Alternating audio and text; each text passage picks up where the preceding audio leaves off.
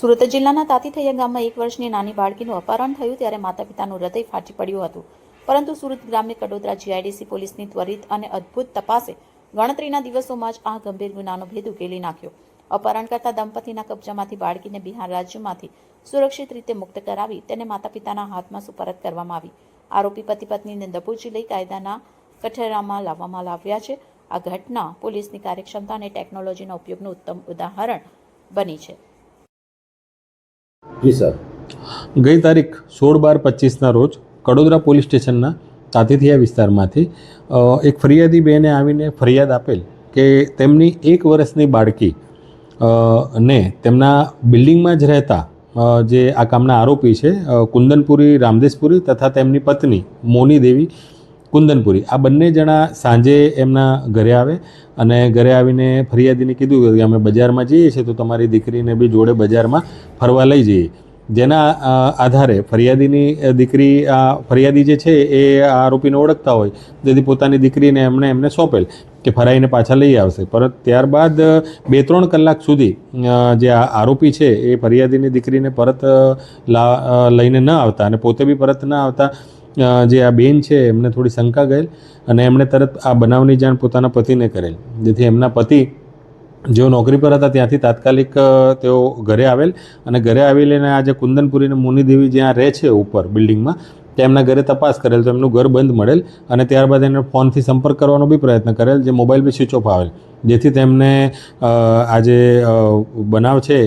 એમને ખ્યાલ આવ્યો કે આ અમારી દીકરીનું કદાચ આ અપહરણ કરીને લઈ ગયા છે એવું એમને ધ્યાન આવતા તાત્કાલિક એ લોકો પોલીસ સ્ટેશન આવેલ ને પોલીસ સ્ટેશનમાં આવીને આ બાબતની જાણ કરેલ, જેથી પોલીસે તાત્કાલિક તેમની વાત સાંભળીને અને તાત્કાલિક કડોદરા પોલીસ સ્ટેશનમાં આ બાબતનો ગુનો દાખલ કરવામાં આવેલ અને ગુનો દાખલ કર્યા બાદ જે આ ગુનાની ગંભીરતાને ધ્યાનમાં રાખીને સુરત રેન્જ આઈજીપી શ્રી પ્રેમવીરસિંહ સાહેબ તથા સુરત જિલ્લા પોલીસ અધિક્ષક શ્રી રાજેશ ગઢિયા સાહેબના માર્ગદર્શનમાં એલસીબી, એસઓજી પેરોલ અને લોકલ પોલીસની અલગ અલગ ટીમો બનાવવામાં આવેલ અને તાત્કાલિક આ ગુનો જે છે એને ડિટેક્ટ કરવાનો સાહેબ તરફથી સૂચના મળેલ, જે આધારે આ ટીમો આ ગુનો ડિટેક્ટ કરવામાં ટેકનિકલ અને હ્યુમન સોર્સિસના આધારે તપાસ ચાલુ કરેલ, જેમાં ટેકનિકલ સોર્સથી જાણવા મળેલ કે આ જે આરોપીઓ છે કુંદનપુરી અને મોનીદેવી આ લોકો આ દીકરીને લઈને અને સુરત તાતીથિયાથી સુરત સિટી બાજુ ગયા છે, જે બાબતે સુરત સિટી તરફ જઈને તપાસ કરવામાં આવેલ, ત્યાંના સીસીટીવીને બધી તપાસ કરવામાં આવેલ. ને અંતર્ગત હ્યુમન સોર્સિસથી બી એવી માહિતી મળેલ કે જે આરોપીઓ છે એ લોકો મૂળ બિહારના વતની હતા અને બિહાર જવાનું કહેતા હતા, જેના આધારે તાત્કાલિક એક ટીમ બિહાર ખાતે તપાસમાં મોકલવામાં આવેલ અને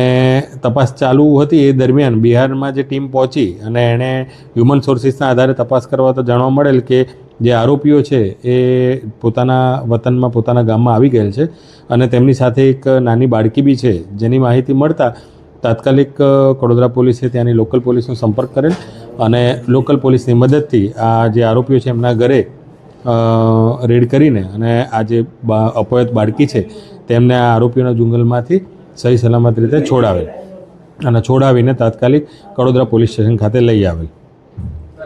सर इन लोगों के पास बच्चा था या नहीं था आरोपी के पास? આ જો આરોપી છે કુંદનપુરી મોનીદેવી એ લોકોના લગ્નને 6-7 વર્ષનો સમયગાળો થઈ ગયો છે અને તેમને છોકરો નથી, એટલે છોકરો નથી એની લાલચમાં જ આ જે બાજુવાળા જે એમના રહેતા હતા ફરિયાદીબેન એમનું આ દીકરીને એ લોકો અપહરણ કરીને લઈ ગયા હતા.